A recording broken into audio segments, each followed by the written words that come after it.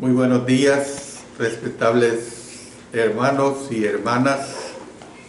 Siempre habla para ustedes el hermano Alexander Castellanos desde la Iglesia de Cristo en Ciudad Merliot, República de El Salvador.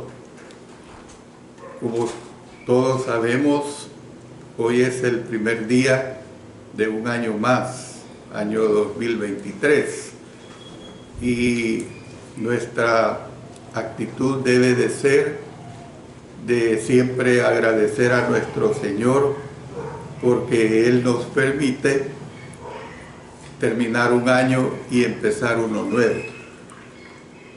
Durante un año más, Él nos ha permitido predicar su palabra, nos ha permitido reunirnos como iglesia aquí y cada uno de ustedes en sus diferentes lugares, a pesar de que han habido situaciones que no han sido factibles, pero que realmente nosotros tenemos ese firme propósito que cada uno debe de tener para honrar y glorificar el sagrado nombre de nuestro Señor. Reciban el saludo de su servidor de la Iglesia de Cristo en Ciudad Merliot y las múltiples bendiciones para este año 2023 y que siempre estemos de la mano de nuestro Señor haciendo su sagrada voluntad. De manera pues que oremos a Él.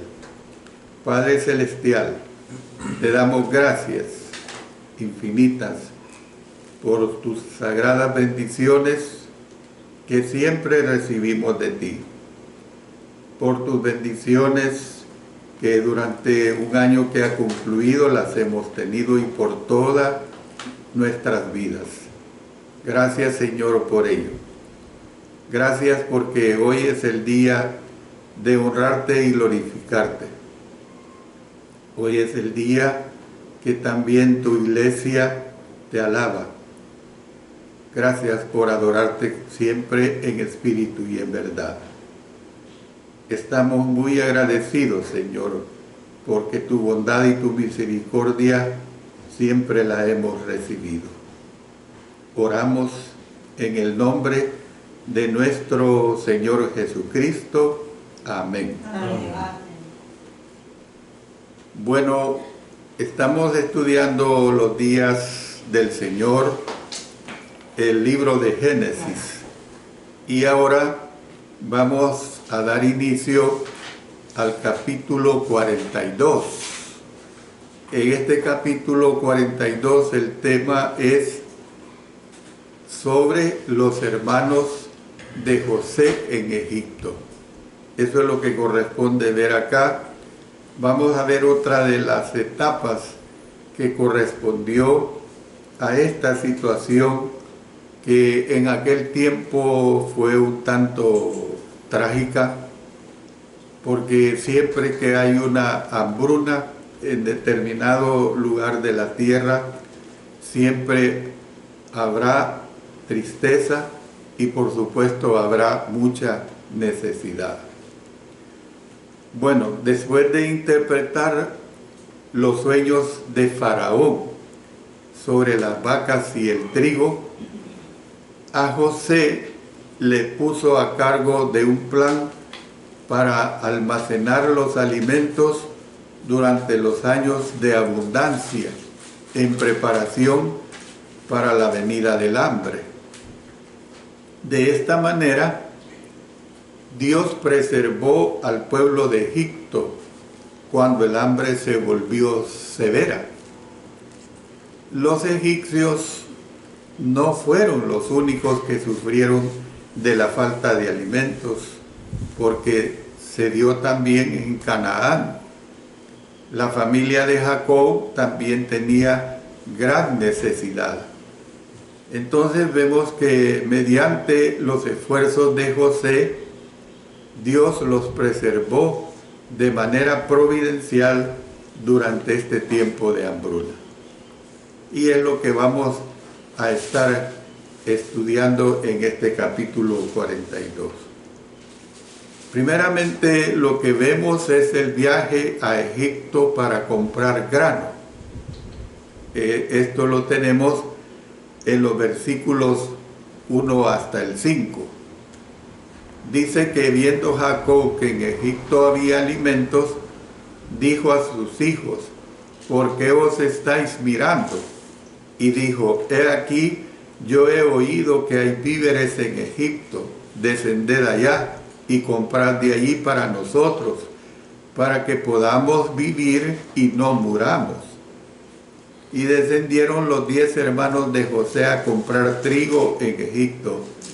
Mas Jacob no envió a Benjamín, hermano de José, con sus hermanos, porque dijo: no sea que le acontezca algún desastre.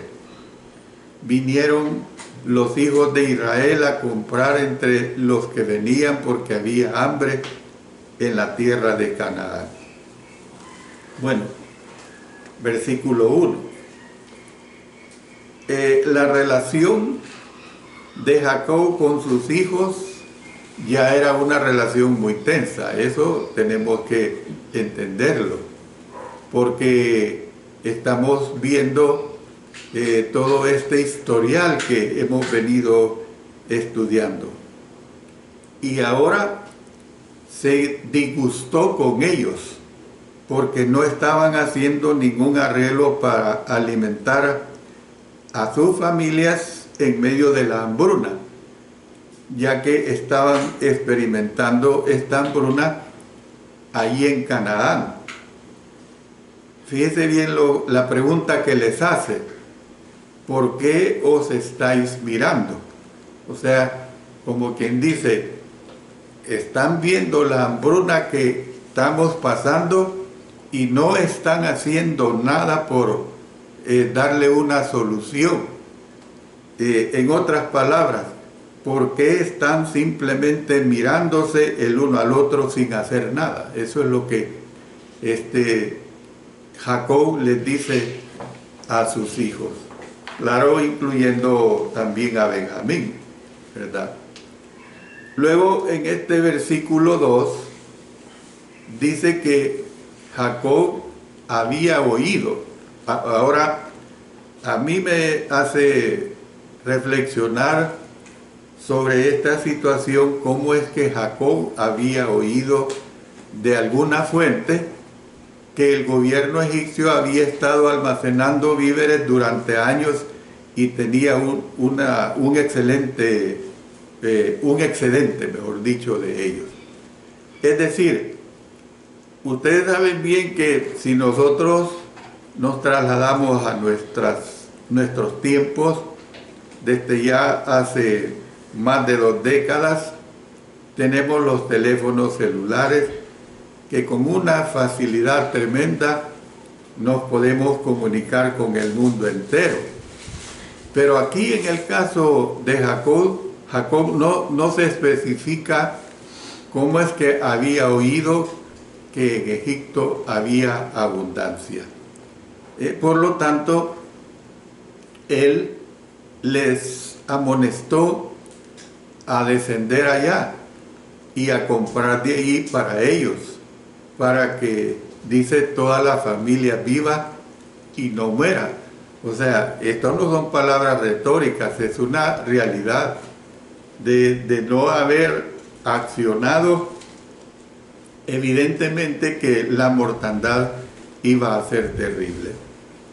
Tampoco no se nos dice, cuando lleguemos a esto, cuando regresan con los alimentos, qué cantidad de gente eran ellos para llevar suficiente alimento y poder subsistir.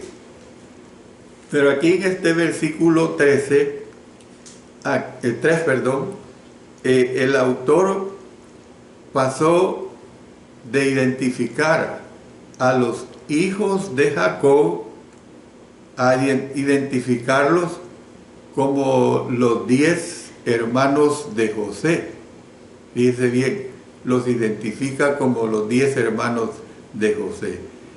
Este cambio presagia los acontecimientos que estaban a punto de ocurrir a medida que los hermanos intentaban comprar trigo en Egipto. Y fíjese bien que también para mí es de ponerle cuidado que el grano principal que se menciona es el trigo. Esto es semejante como que si en nuestra nación, creo que en todo Centroamérica, pero quedémonos con nuestra nación, creo que también Guatemala y Honduras, en Nicaragua ya hay un poco de varias variaciones en cuanto a nuestro grano principal, que es el maíz. ¿Qué pasaría si a nosotros hubiese varios años seguidos que no tendríamos cosecha de maíz? Sería realmente desastroso para nuestra nación.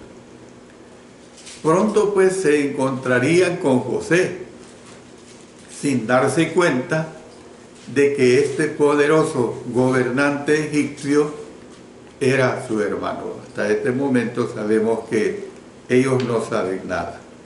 Pero aquí en el versículo 4 dice que además el relato le recuerda al lector el antiguo conflicto que había en la familia, que estaba arraigado pues en el favoritismo de Jacob para con sus dos hijos, con Raquel. En este sentido, el viejo patriarca no había cambiado para nada. Con su hijo favorito José ausente, mantenía esta situación, podemos decir, una situación de tristeza que no la había superado. Bueno, cuando vemos esta situación, ahora él mostró parcialidad, como siempre, con el hermano menor de Raquel, Benjamín. Por eso se negó a enviar a Benjamín con sus 10 hermanos. No sea que le acontezca algún desastre. O sea que habían pasado al menos 13 años y Jacob todavía mantenía esa tristeza de que no se daba cuenta exacta de cómo es que había desaparecido José. No tenía ese conocimiento. Entonces Jacob quería estar seguro de que no le sucediera alguna posible tragedia al último hijo de Raquel.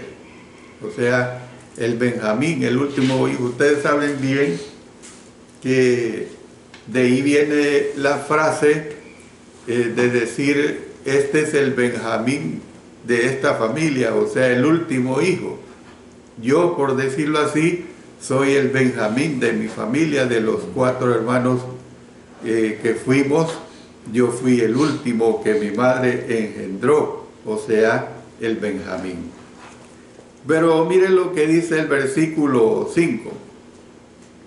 ¿Qué es lo que vemos?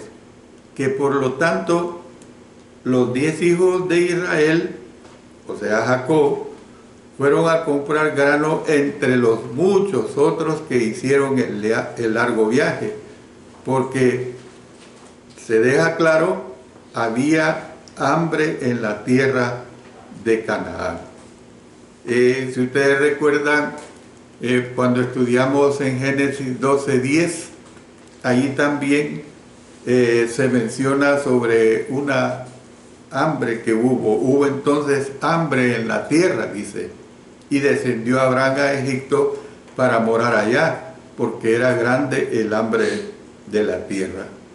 Luego, si ustedes también recuerdan, en Génesis 26:1 y 2, después hubo hambre en la tierra, además de la primera hambre que hubo en los días de Abraham, y se fue Isaac a Abimelech, rey de los filisteos, en Gerar, Y se le apareció Jehová y le dijo: no desciendas a Egipto, habita en la tierra que yo te diré. Bueno, esos fueron los planes también de Dios, ¿verdad? Hay que entender esto, que en toda esta situación Dios estaba de por medio. Pero ¿qué es lo que vemos a continuación? Lo que vemos es el encuentro de los hermanos de José, los hermanos con José, mejor dicho, en Egipto. Eso es lo que vemos. Miren lo que nos narran los versículos 6 hasta el 17.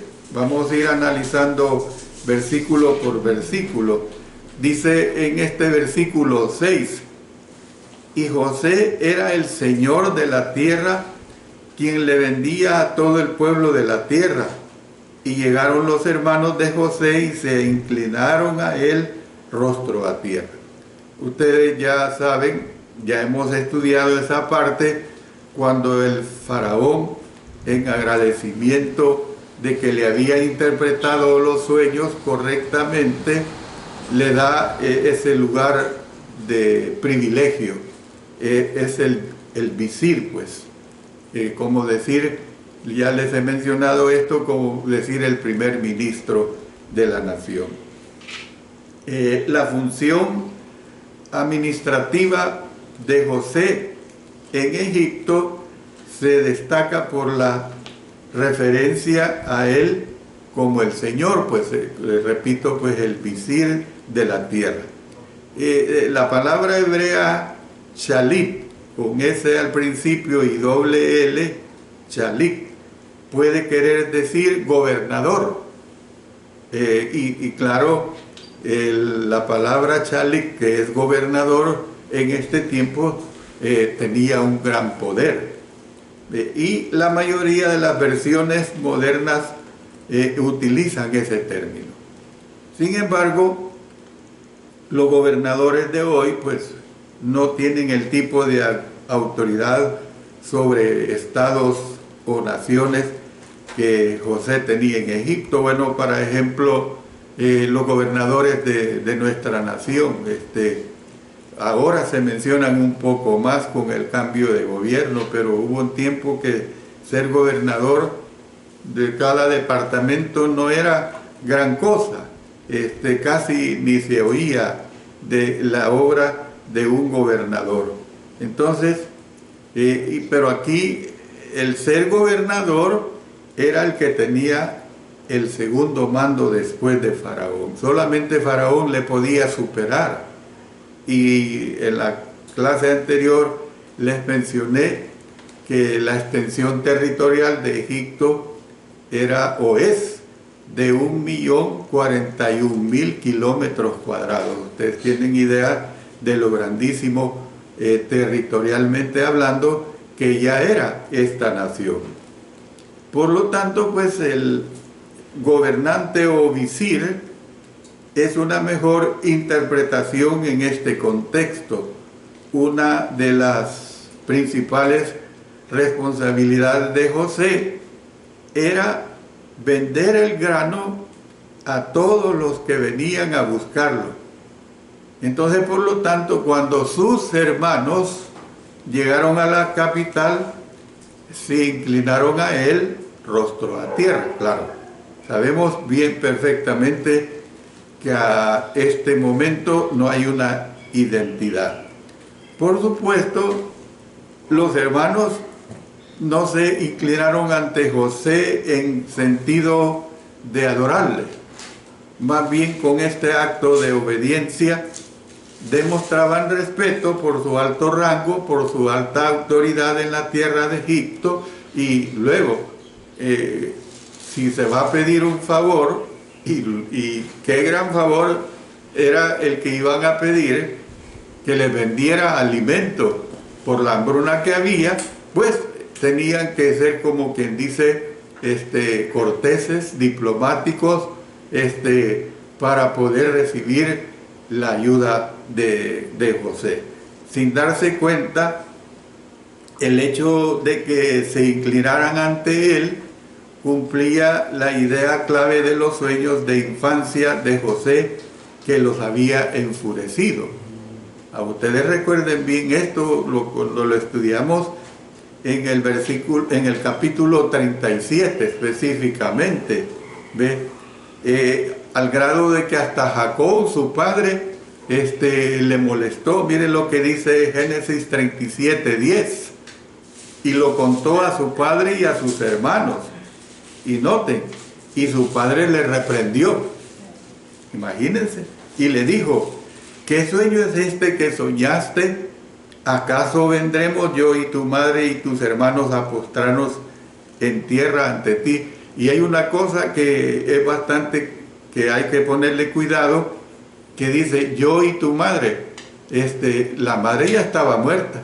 Acuérdense que había muerto y que ni siquiera la enterraron en un lugar especial, sino que porque estaban lejos de ese lugar, esa cueva de Macpela que Abraham había comprado.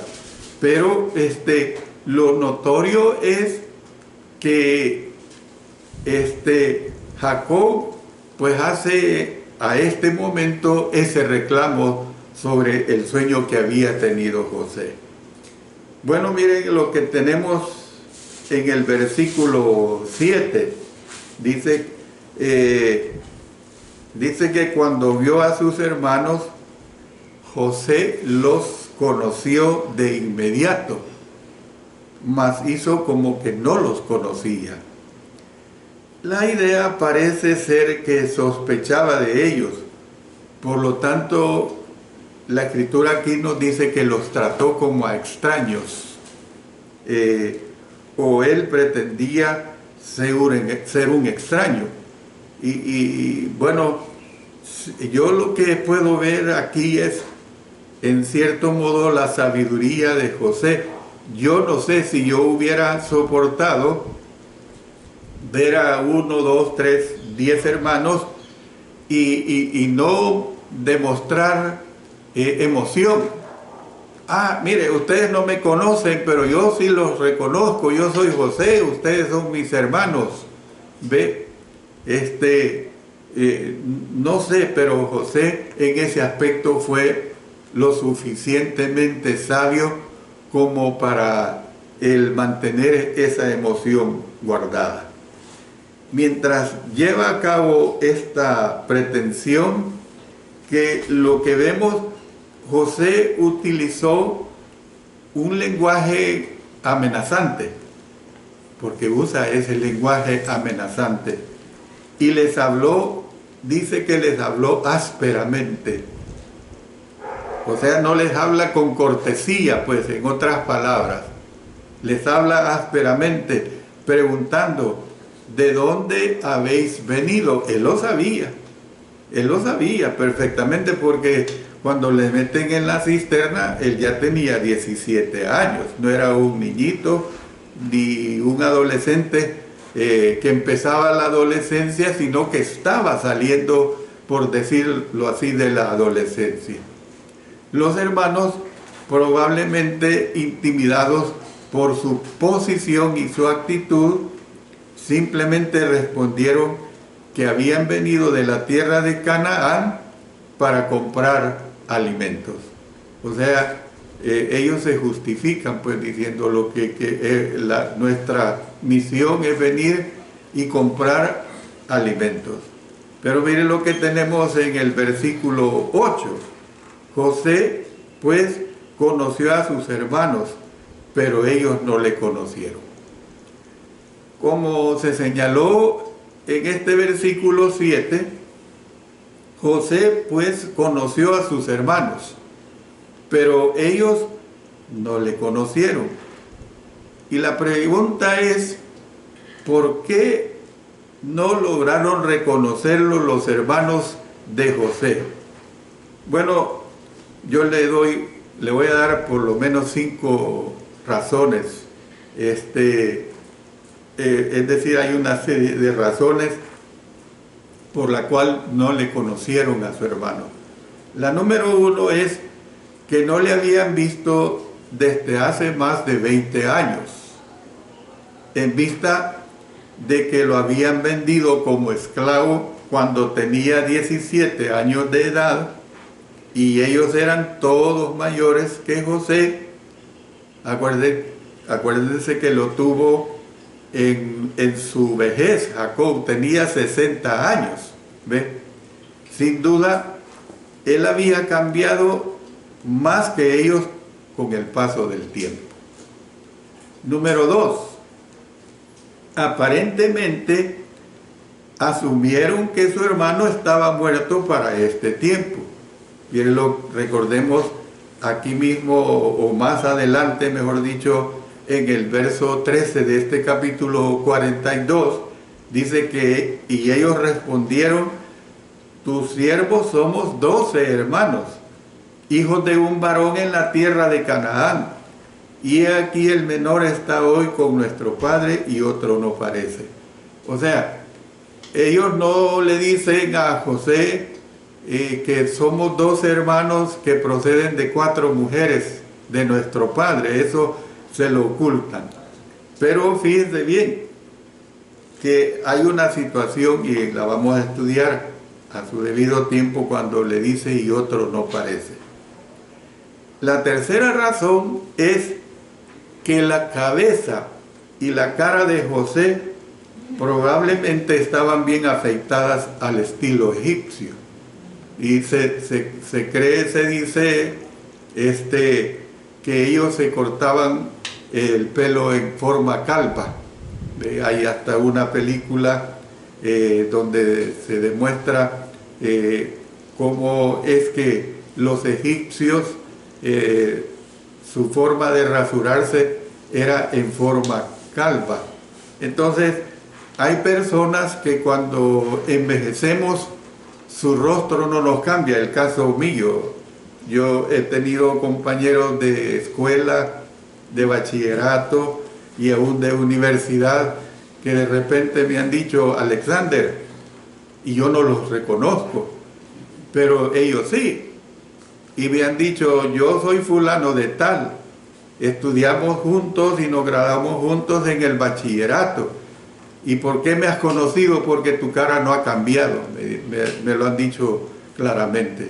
Pero la persona que me está diciendo, su parecido que yo grabé en los tiempos de estudio es muy diferente. Este es el caso que vemos aquí con José, que su apariencia física le había cambiado. Número 4. Fue presentado a ellos como un hombre egipcio y llevaba los atavíos de su alto cargo egipcio. O sea, su vestimenta era como un egipcio, no como un hebreo. ¿Ve? No como un hebreo. Todavía ni los menciono como judíos, porque todavía ni está formada la nación judía. ¿Ve? Y número 5. Se dirigió a sus hermanos, noten, en lengua egipcia, por medio de un intérprete. 2 astucias de él. Les habla en lengua egipcia y luego ocupa un intérprete. Hombre, esto es también una parte estratégica de José, porque mire lo que dice el versículo 43 de este capítulo 42. Pero ellos no sabían que los entendía José, porque había intérprete entre ellos. O sea, cuando lo venden, tenía 17 años, suficiente edad para saber un idioma. Un niño de 7, 8 años aprende un idioma y ya no lo olvidas. Diferente es cuando sus padres a este niño lo trasladan de 2 o 3 años, pues no, el cerebro no tiene la capacidad para retener el aprendizaje de un idioma. Entonces, ¿qué es lo que vemos? Que los hermanos pensaron que nunca verían a José nuevamente, y definitivamente no en estas circunstancias. Y yo creo, ¿qué es lo que podemos ver? Lo que habían hecho era maldad. Vender a su hermano, habían quitado la túnica preferida y de colores que su padre le había dado, habían matado a un cabrito y habían llenado de la sangre del cabrito esa túnica y se la presentan a su padre. Su conciencia les tenía que molestar, ¿ve? No podían estar tranquilos, aun cuando habían pasado más de 20 años. Asesinato es asesinato, porque en la realidad ellos le mataron. En la realidad ellos le mataron. Por eso mire lo que dice el versículo 9. Entonces se acordó José de los sueños que había tenido acerca de ellos y les dijo, mire la estrategia de él: espías sois, espías sois, por ver lo descubierto del país habéis venido. Es decir, tan pronto José vio a sus hermanos inclinándose a él, se acordó de esos sueños. No había previsto ver a sus hermanos de nuevo. Esto es algo que también tenemos que darle crédito. Él no había previsto ver de nuevo a sus hermanos. Los comerciantes que le venden allí en Egipto, le venden y punto. Reciben el dinero por la venta y punto. Y luego se dan todos los acontecimientos que ya los hemos estudiado, de los sueños del copero y el panadero, de los sueños del mismo faraón. No había previsto ver a sus hermanos de nuevo y estaba compenetrado en su nueva vida como visir de Egipto, esposo y padre de 2 hijos. Incluso le había llamado a su primogénito Manasés, que es lo que vimos el significado de este nombre, el que hace olvidar, diciendo: Dios me hizo olvidar todo mi trabajo y toda la casa de mi padre. Génesis 41, 51 vimos esto. Por lo tanto, se sorprendió pues al encontrarse con sus hermanos de esta manera. Debido a ellos, se acordó de sus sueños de hace mucho tiempo, así como las cosas hirientes que los hermanos habían dicho y hecho cuando le vendieron como esclavo. Generalmente creo que en una de mis tantas clases he puesto estos ejemplos acerca de mi persona. Yo sueño mucho, pero no me pongo en locura de interpretar lo que sueño. Y tengo la mala suerte de que tengo sueños que son pesadillas. Y yo le digo a mi esposa y a mis hijas que tuve una pesadilla, pero no me gusta ni contarlas, porque yo no quiero estar recordando eso. Pero sí hay un sueño que tuve una vez, que yo me iba en un hoyo negro, y eso no lo olvido, ese sueño.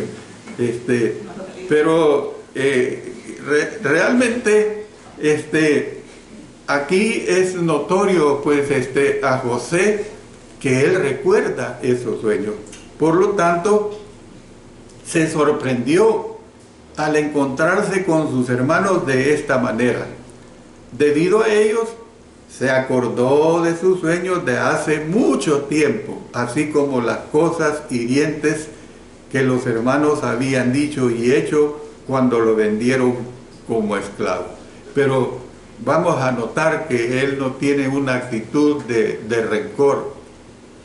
Para mí, si José hubiera aprovechado esa oportunidad, se hubiera vengado. Pero él no tiene ni una pizca de esa actitud. José astutamente decidió hacer una acusación contra ellos. Cuando dice: espías sois, por ver lo descubierto del país habéis venido. Esta supuesta acusación coincide con las circunstancias del antiguo Egipto. Se apostaban guardias en la frontera oriental para cuidar de espías extranjeros que podrían estar entrando en el país.